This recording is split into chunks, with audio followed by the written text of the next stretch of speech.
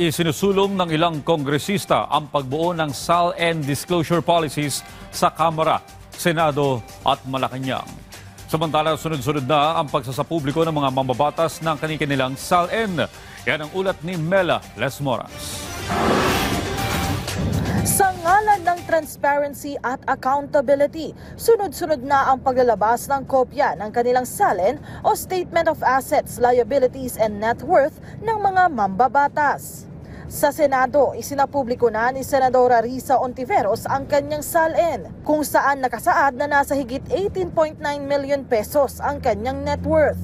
Una na ring naglabas ng kanilang SAL-N ang ilang kongresista sa Kamara. Pinakabago riyan si Kamanggagawa Party List Representative Ellie San Fernando na nasa higit 2.2 million pesos ang net worth. Ang Makabayan Bloc naman, naglabas na rin ng kopya ng kanilang SAL-N noong nakaraang linggo kung saan naglalaro sa higit 280,000 pesos hanggang 10.9 million pesos ang kanilang net worth. Ayon kay Kabataan Party List Representative Rene Co, dapat ay maglabas na rin ng kopya ng kanilang SAL-N ang iba pa nilang kasamahan sa Kongreso.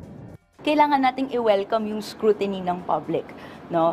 Kung sinasabi natin na galit tayo sa korupsyon, kung sinasabi natin na a-action tayo laban sa korupsyon, ipakita natin yung credentials natin to do so.